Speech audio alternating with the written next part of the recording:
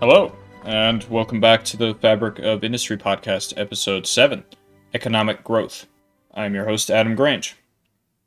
This episode could probably be called a lot of different things, but that title probably works, so we're sticking with that. In this sort of final episode of our little series on foundational knowledge on economic development, we will begin by discussing efficient and inefficient trade between countries. We will discuss long-term growth and production, and probably some other smaller things near the end, depending on how long we go. This one shouldn't be too long, though. So let's get started. We will begin by discussing China, since it is perhaps the best modern example of a country experiencing efficient trade. China has an absolutely absurd number of people, with its population of just over 1.4 billion people. I mean, there are some photos you can look up of gatherings with over 1 million people, and they just keep extending out of camera view past the horizon. You simply cannot imagine 1.4 billion people, which is 1,400 times 1 million people. Well, maybe you can't imagine, but I certainly can, and anyway, China has been experiencing some of the most rapid and relatively stable growth in the world. A figure I have here is from 2000 to 2014, China's income per person grew at an average rate of 11% per year, realizing a total 357% increase over those 14 years. Technically 15 years, but that number has the power to bring pretty much any of the poorest countries in the world to among some of the richest. And today in 2025, China's GDP as a country is over $19 trillion, which results in 13,687 per capita, GDP per capita, which means per person. That's quite a bit of an increase from the 762 per capita, GDP per capita, at the turn of the century in the year 1900. How was this achieved? Mostly through efficient trade. You are probably aware of how many goods China produces. Most of your phone you may be listening to this on came from Chinese parts. Well, perhaps Taiwanese parts, but that goes sort of into political science discussion, but the plastic parts most likely did come from China. Your headphones are also likely manufactured in China, then shipped over to wherever you live. Unless you live in China, I suppose. I wonder if this would be a good resource to learn English. Anyway, automobile parts to glassware to electronics to many other products, China loves producing them, and they're very good at it because they're very efficient at it. Efficient lines of production, if you recall back to last episode about the circular flow of the economy and specifically the supply and demand curves I explained, efficient lines of production from firms realize more revenue from households since there is more supply. When there is high demand for a good or service, supply will increase. How does China get these goods and services? Well, mostly goods to households, primarily through trade with other countries. This is a primary reason you can look at a night image of China and see all of those lights and they're all localized on and near the coast, since this is where the vast majority of the Chinese population lives. If most of the Chinese population lived in the west, far from the coast, would the country experience inefficient trade? Perhaps, perhaps not, although there are some other factors why people don't localize in western China. Probably mainly because of the Gobi Desert. But with the localization on the coast and near the coast, it is, the Chinese port system and the train system to get products from further inland to the coast is, again, it's very efficient. So what does cause inefficient trade then? If efficient trade is caused by location, growth, and specialty good and service production? Well, the opposite, although inefficient trade isn't an actual economic term, but simply think of the poorest countries in the world not doing what China is doing, and remaining poor mostly due to inefficiencies in their economy rather than efficiencies. Bangladesh could probably be categorized here, since in the last century they have experienced only an average of 1.43% yearly growth in GDP per capita. That's compared to China's, well, that was over the last century, but it's about the same in the past decade or so, like how China's numbers was an average of 11%. And that 1.4% yearly growth results in 2,690 per capita GDP today. These numbers aren't necessarily anything you need to remember. I'm just trying to give you a sense of various countries and the impact of efficient trade or inefficiencies in their economy on those countries. And since I have now been giving figures of GDP, I need to define the two types of GDP. I didn't do this last episode since I was just explaining what GDP is, or was, in that episode.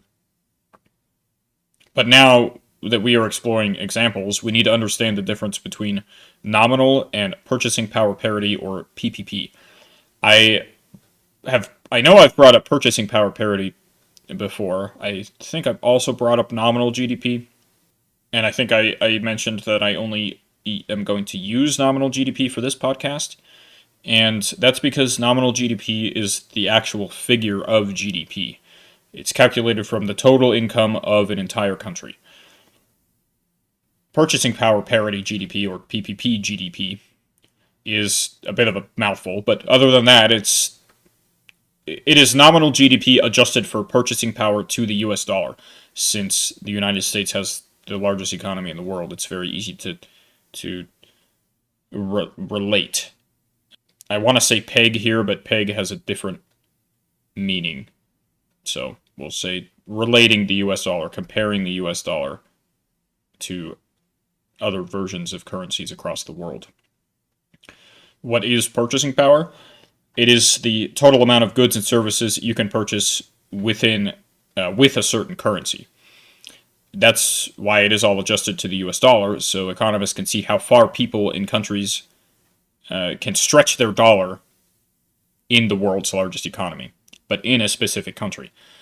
So, purchasing power parity is an adjusted version of nominal GDP that lets economists see how far the actual currency that a country uses can go, how much per dollar that currency or euro or UN or whatever currency they use, how far that specific unit of currency can go in purchasing things, goods and services for people in the country.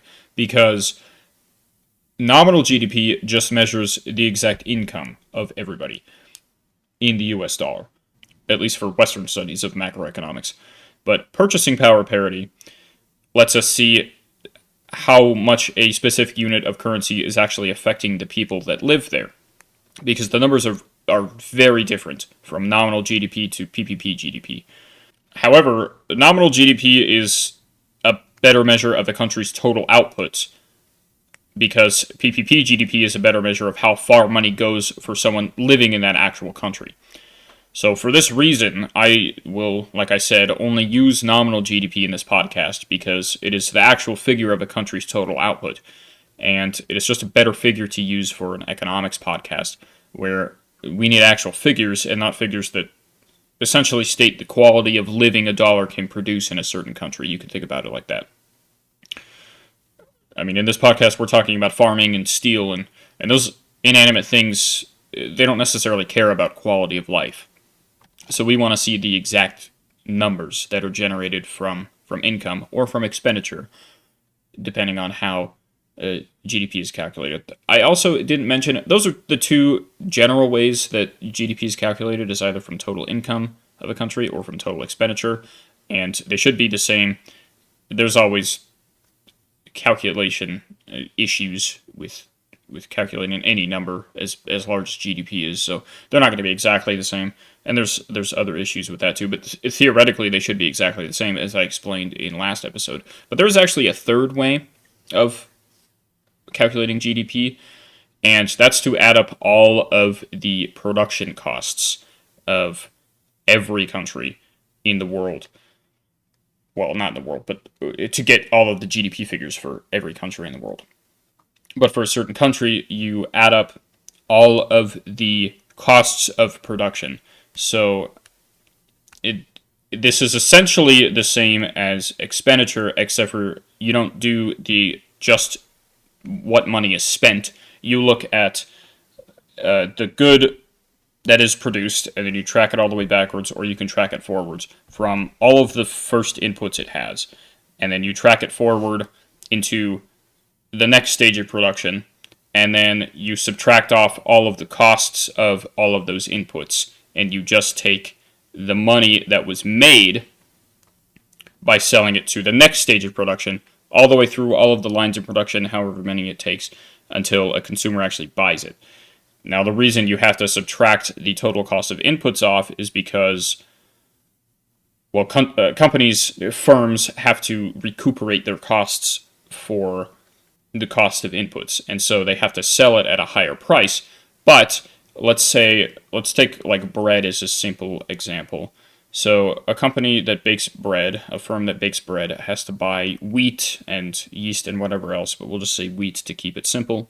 And then they have to bake the bread, and then they have to sell it at a higher price because of all of the inputs, including the wheat that goes into the bread.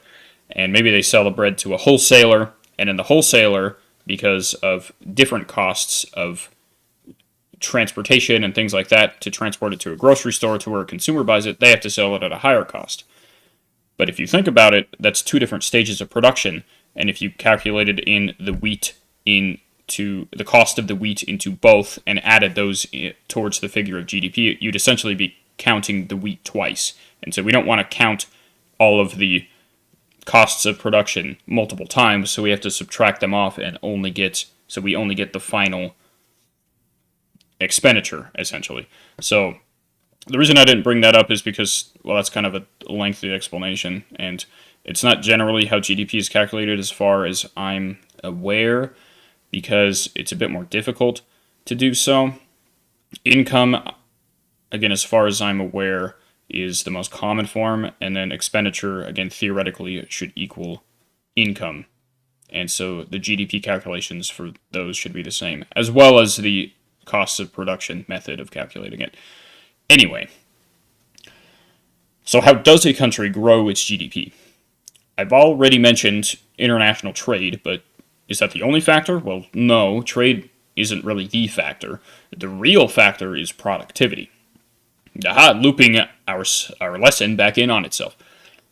Think back to Principle 8 of last episode, which states a country's standard of living depends on its ability to produce goods and services.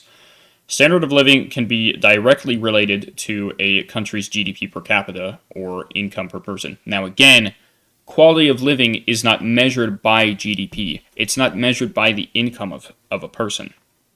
But it is generally thought by economists that because higher incomes allow you to afford better quality things for your life, food, healthcare, even water, transportation, shelter, we don't really refer to as shelter anymore, but housing, everything you can think of. The higher your income is, theoretically, the better quality of life you can have, because the better quality of things you can have for yourself and services you can have for yourself.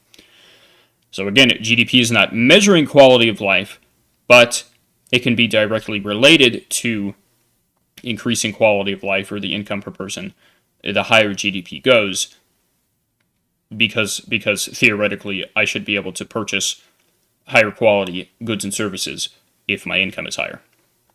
So remember, keep those two concepts separate, because a lot of the time GDP is conflated and misconstrued to mean that the higher a country's GDP is, and the higher a country's GDP per capita is, which is per person, then the higher, that's just saying, this country has a higher quality of life than another country. But that's not what it's trying to say. It's just trying to say, theoretically, that is how income should have a significant influence on quality of life.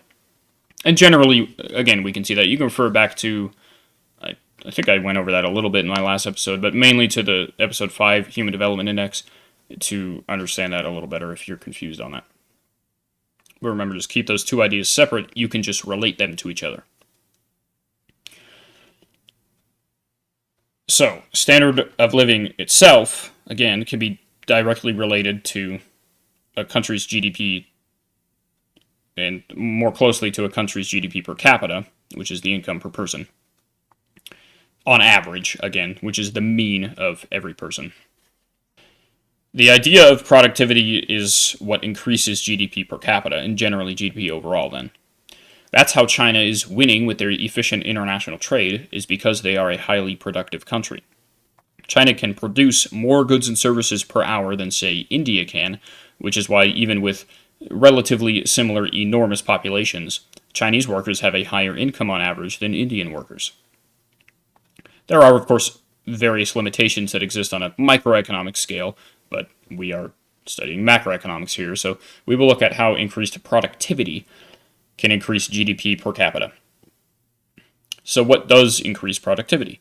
Think back again to the circular flow diagram from last episode, and specifically to the factors of production, which were on the bottom, and which labor, land, and capital flowed from households into the markets for factors of production, and then from which wages, rent, and profit flowed into from firms. The factors of production themselves, as in the physical things and not the concept of the markets for factors of production, the factors of production are labor, land, and capital. Labor and land are hopefully fairly obvious, although land also includes the natural resources needed for the production of goods and services. Capital is the physical things that are required by firms for productions. So these are like things like machines for factories. For those machines, you need infrastructure like electricity grids, and you need roads for the workers to get to work. So that's what capital is. Capital also extends to human capital, which isn't physical, but it is the labor force's education, knowledge, and skills. And so we should be aware of that as well. Productivity, however, suffers from a few additional concepts. Diminishing marginal product is a very important concept in macroeconomics, and it refers to when a variable input, such as labor or raw materials, so an input that can change, is increased in relation to fixed inputs, such as land or capital. And then each extra unit of output will diminish.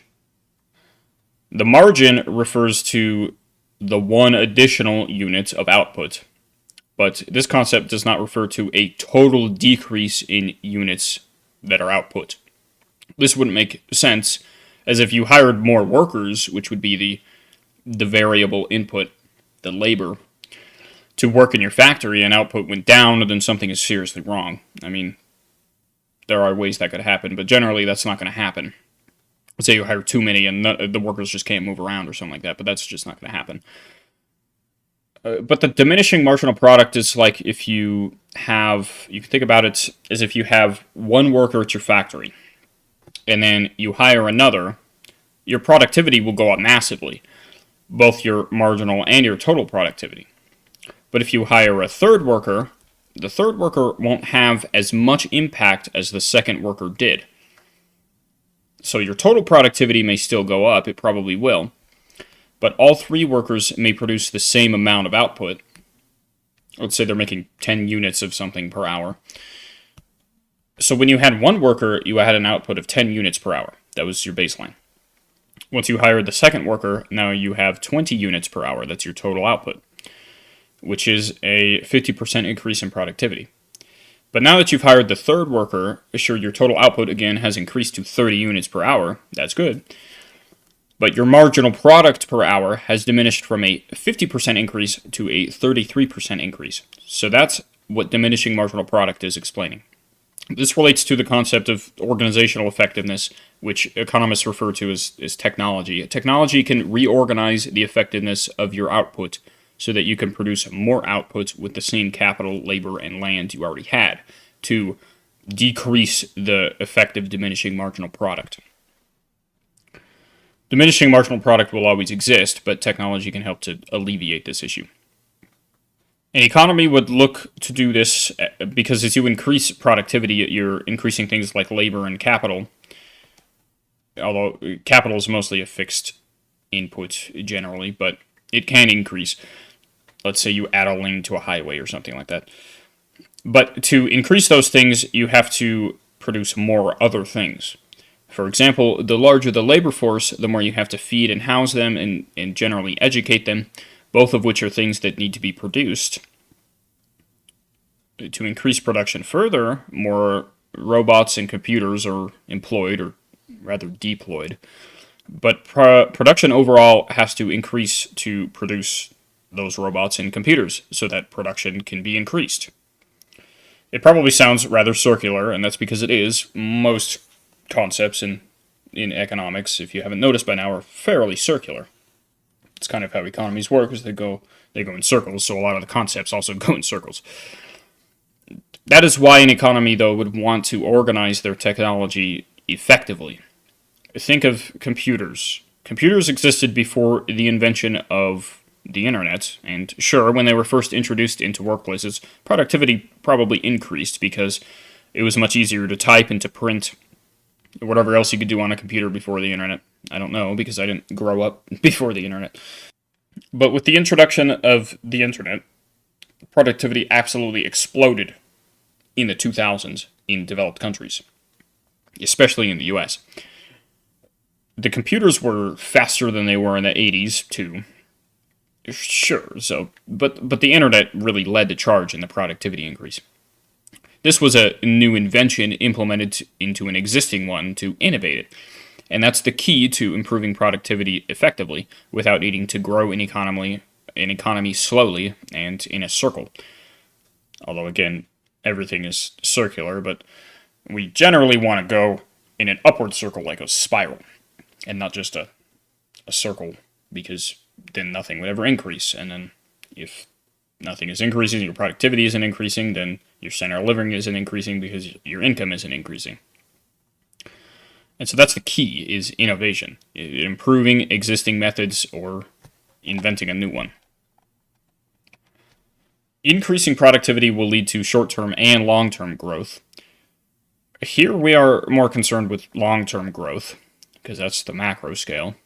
But just know that there isn't a specific time limit that separates short-term from long-term. It's more arbitrary, but mainly think of long-term in the existence of years instead of like days. I think I also brought this up last episode. Generally, people in developed countries expect their lives to improve over time. They expect the dimensions of the Human Development Index to improve even without really thinking about it. If you live in a developed country, you probably just expect medical treatments to get better. You probably expect to make more money in 10 years than you do now. You probably just expect that you'll know more next year than you did this year. Again, even maybe without even really thinking about it. Except maybe the income one, and probably the medical and healthcare that can increase lifespans. That's the kind of thing that long-term economic growth incubates. It isn't so prevalent in developing countries because the goal of economies in developing countries is more to catch up than to expect improvement. From an economic standpoint, developing countries don't just expect to be better off than their parents and grandparents like developed countries do. Again, if you think about it, your grandparents most of our grandparents probably had at least a significant portion of their lives with no electricity, really. Maybe light bulbs, but not really electricity, especially in the same way that we experience electricity. Your parents probably had more like kitchen appliances and stuff like that, but again, they didn't have the internet. And now, at least with my generation, and well, pretty much every other generation except for the very oldest right now, the internet is absolutely integral. I mean, you could argue that the internet still affects the elderly today, but it really affects the working class and those that are going through school to enter into the working class. But in developing countries, especially the poorest ones, there are still major sections of the population that don't have electricity. They didn't have electricity when their parents were their age, and their grandparents didn't have electricity when their grandparents were also their age. And they probably don't expect their children to have much more electricity. They may want that for their children, but they may not expect it in the same way that people living in developing countries do, if that makes sense. So why then, if increasing productivity brings all these positives, do we even engage in trade? Shouldn't it be better if countries mostly just produce all their goods themselves? Well, if you recall back to Principle 5, it says trade can make everyone better off. If this is true, then there must be a reason for it. The reason stems from opportunity cost. I defined this in Principle 2 of our last episode on macroeconomics, but I think I also said I would expand on it in this episode because it fits better. And, well, I will go over it again because we really need to hammer it into our brains anyway, because it is the most important concept in trade. Opportunity cost is the exact total cost it takes to get something that you want. This is not just the total price of something in dollars or whatever currency. It includes all of the other factors of cost, which usually include things like time and energy and what you're potentially giving up as a second best option. I'll go through the college example again because I think it outlines opportunity cost well, as many economists do as well. They like to bring this example up from my readings, at least. So the student chooses to go to college for a degree that should grant them a better job with higher pay than what they can get now. Obviously, the cost of going to college is the tuition, the books, and if you're staying on campus or the dorms or in the city or wherever, if you relocated, then rent somewhere. Those are dollar costs, and they're all part of the student's opportunity cost to go to school, but it's not the entire opportunity cost. The rest of the opportunity cost includes all of the time and energy spent in college, and especially the important one that is never really thought of as a cost is the second best choice that has been given up as a cost to go to school. That second best choice is probably working and earning money now instead of spending it in college. That option would have an opportunity cost of its own, but since the student has elected to go to college, working becomes part of the opportunity cost, as it's, again, probably the second best choice. Economists don't really think about the third best choice, the fourth best choice, because it doesn't have the impact that the second best choice does. The second best choice encompasses all of the impact that the third, fourth, fifth, whatever, it encompasses all of those impacts because it has the larger impact. So now back to countries. Every country faces opportunity costs in all of the things that they produce, because they could be producing other things with the same materials and manpower. But some countries will have a lower opportunity cost in producing something compared to another country, regardless of whether or not country B produces the product faster than country A. A product of the same quality is what we're saying, because you could also have a country that produces a product faster and then it's lower quality, but then you can't compare them. This is what is known as comparative advantage.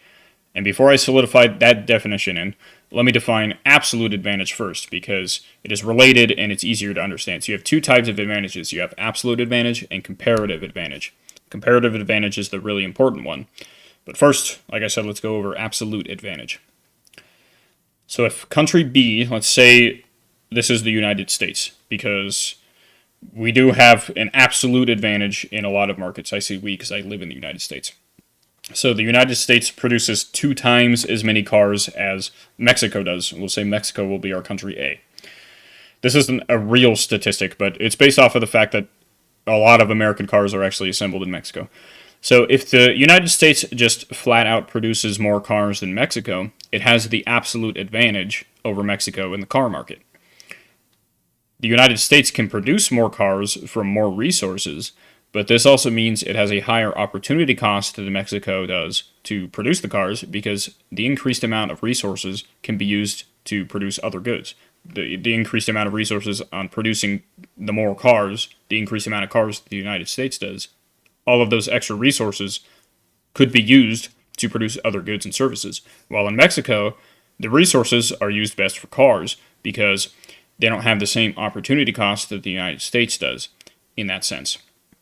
The steel, the plastic, and whatnot, all of those resources. Again, Mexico just does not have as many other things it can produce with the same resources as compared to the United States.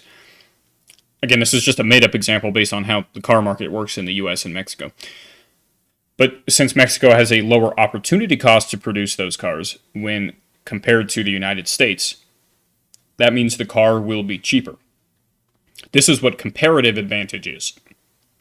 A country will always have a comparative advantage over another country in some markets because that country's opportunity cost in that market is lower than the other countries.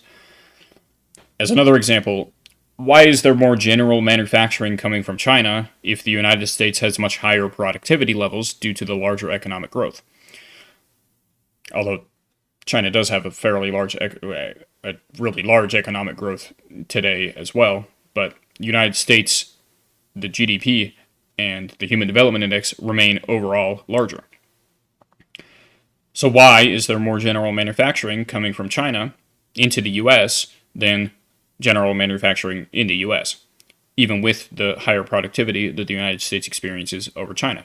This is because China has a lower opportunity cost in manufacturing common goods than the United States does.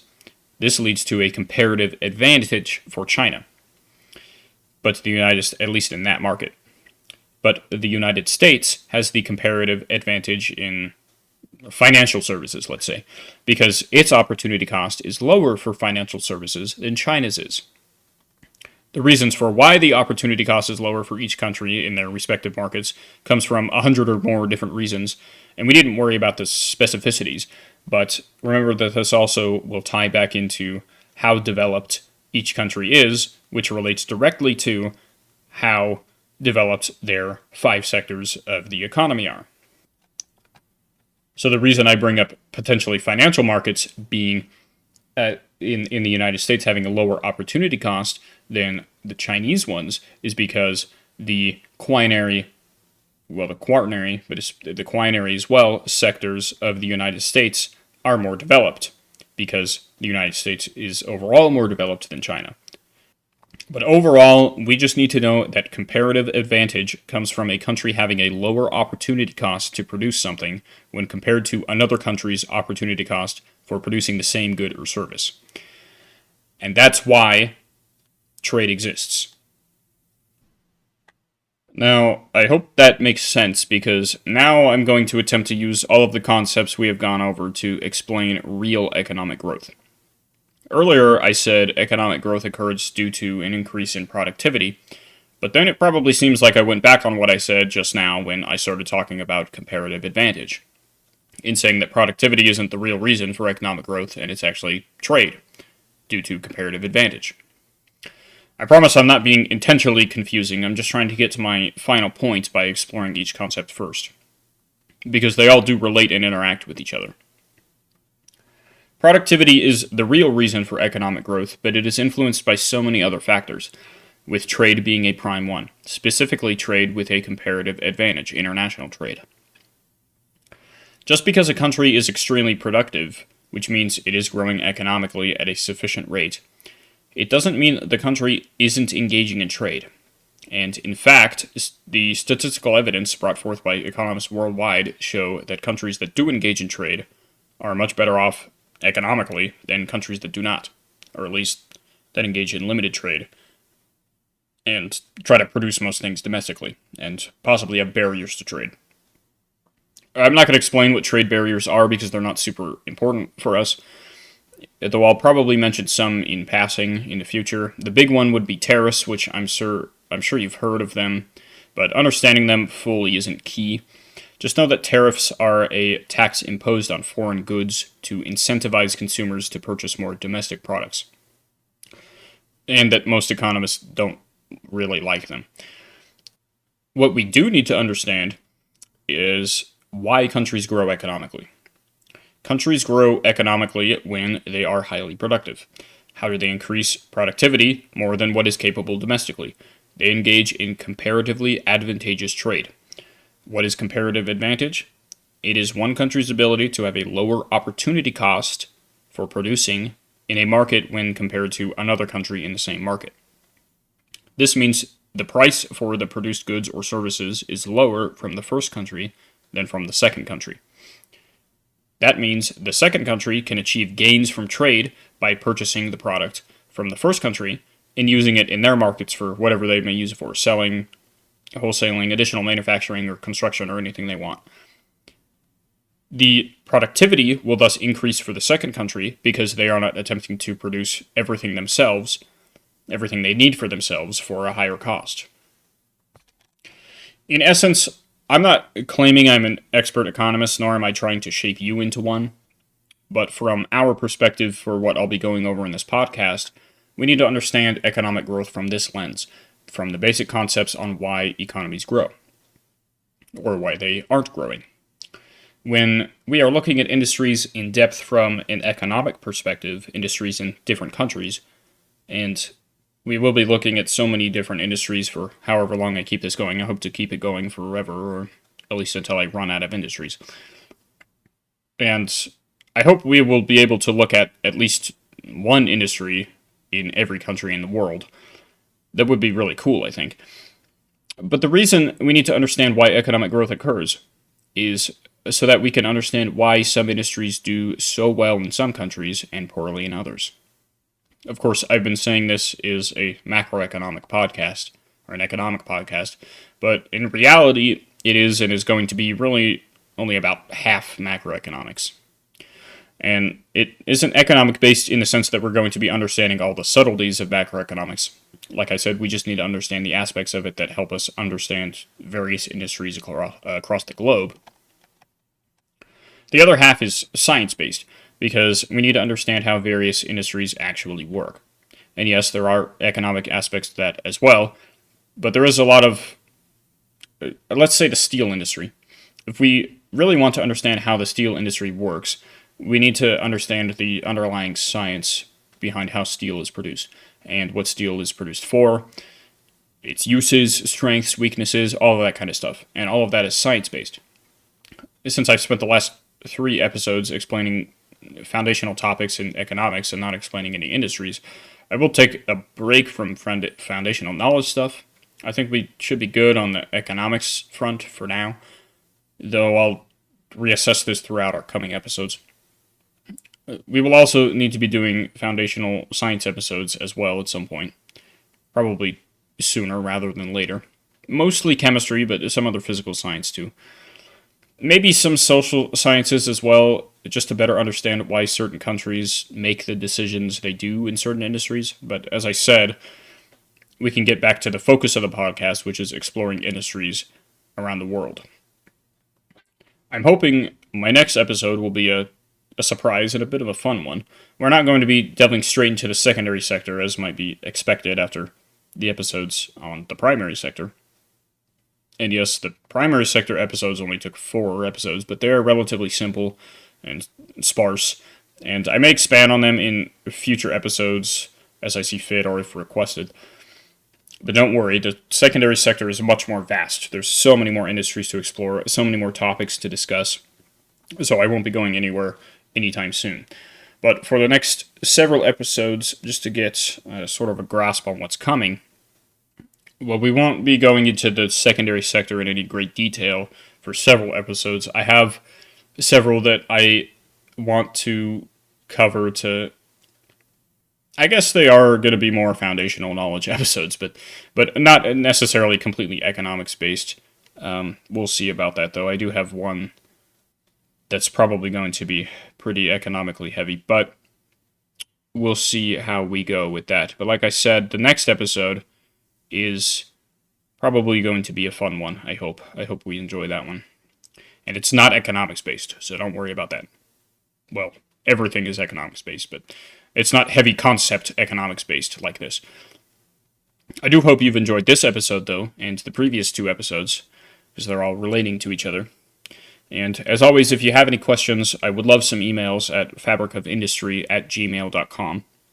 You can also hop on our Facebook page and give us a like, or a comment, or ask for our Discord. I have yet to receive any reviews on Spotify or Apple, and just know that I would be grateful if you did give one. And with that, I'll speak to you next time.